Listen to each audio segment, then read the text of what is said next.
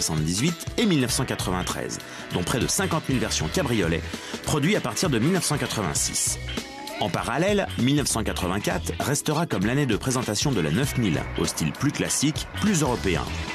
En 1986, puis à nouveau en 1996, Saab se fit remarquer sur l'anneau de vitesse de Talladega, aux États-Unis.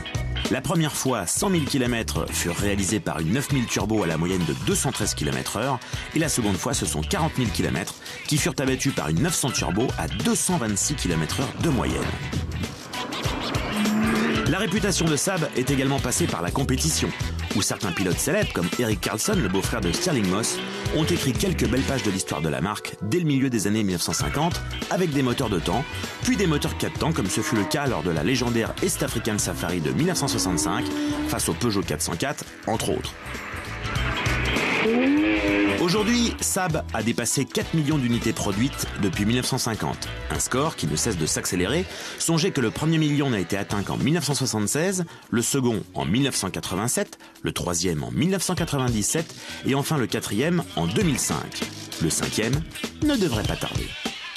Et un beau sujet historique sur les 61 ans de la marque Saab. Avec nous, Philippe Van der Meulen, directeur des ventes du marketing Saab chez General Motors France. Philippe, ce passé aéronautique chez Saab, on le voit dans plein de choses. Déjà dans l'habitacle, tout le monde dit les anciennes Saab, même celles d'aujourd'hui, ont ce côté un petit peu cockpit d'avion. C'est vraiment dans les gènes de la marque. C'est l'héritage, enfin ce sont nos origines. L'héritage s'est fait un peu passéiste, mais la modernité et la simplicité, quelque part, d'un cockpit d'avion se retrouvent dans nos voitures. C'est leur conception depuis le départ. Et il y a des raisons simples de les mettre en avant de cette façon. Parce qu'on a besoin d'avoir une ergonomie qui est évidente pour le conducteur, parce qu'il faut que les choses soient à portée de main. Alors, la clé de contact qui se retrouve entre les deux sièges à l'avant, quand on n'a pas l'habitude, c'est pas franchement une évidence. Est-ce que en aéronautique, il y a une explication rationnelle? Parce qu'en général, c'est très rationnel comme domaine. Mais vous avez pas de clé de contact sur un avion, mais vous avez une console sur un avion de la même manière, sur laquelle vous trouvez des éléments aussi importants. On peut dire que, par exemple, le levier de poussée, ou je ne suis pas moi-même un spécialiste de l'aéronautique, mais vous avez les éléments essentiels sont à portée de main.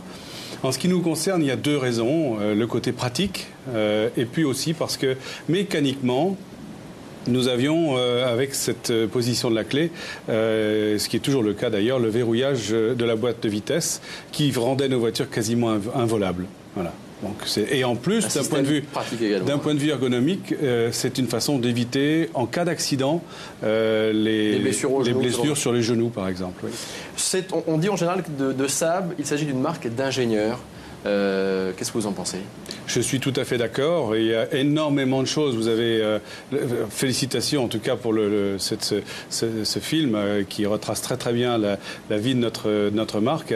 Mais je pense que les innovations technologiques pour Saab sont invraisemblablement nombreuses. Turbo, bien sûr, il y a le siège chauffant. Oui, alors ce qui fait que, si vous voulez, tout ce travail qui a été fait par nos ingénieurs nous amène aujourd'hui, par exemple, une chose extrêmement simple. On fête les 30 ans du turbo.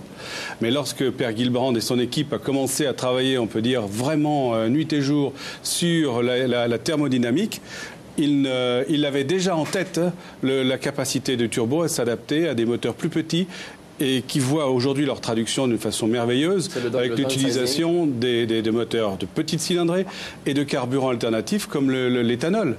Et ça, c'est quelque chose d'extraordinaire. Pour vous, il y a un retour en grâce un petit peu du turbo. Vous étiez précurseur. Le turbo, pendant un certain temps, je fais partie des gens qui, à un moment donné, ont dit oh non, le turbo, surtout ne le mettez pas en avant dans nos publicités parce que c'est quelque chose qui est connoté comme... ça fait trop sport, voiture qui vont trop vite, c'est mal perçu. Et une consommation de carburant très importante à un moment donné, une fragilité parce que d'autres concurrents avaient des engins de cet ordre qui étaient fragiles. En ce qui nous concerne, c'est aujourd'hui aujourd'hui vraiment une fierté, parce que le turbo, c'est quelque chose qui est répandu dans toutes les marques, quelles que soient les motorisations. Et en ce qui nous concerne, c'est une très grande fierté, puisque c'est une motorisation non seulement du passé, de l'actualité, mais surtout de l'avenir aussi, avec des tout petits moteurs, comme nous avons présenté à Genève, de 400 cm3, qui font des puissances de 140 chevaux et qui fonctionnent avec des carburants alternatifs. Notamment de l'E85 voilà. Qui permet en plus d'avoir un gain de puissance. Déjà aujourd'hui sur une 9.3 BioPower, on passe de 150 à 180 chevaux, je crois, si on fonctionne à l'E85 et surtout, à 100%. Surtout, nous avons plus de couple, c'est-à-dire que la voiture est tout de suite plus vivante en exploitant, bien entendu, l'indice thermique du E85. Mais ça, c'est la capacité à la fois du turbo, le travail de nos ingénieurs.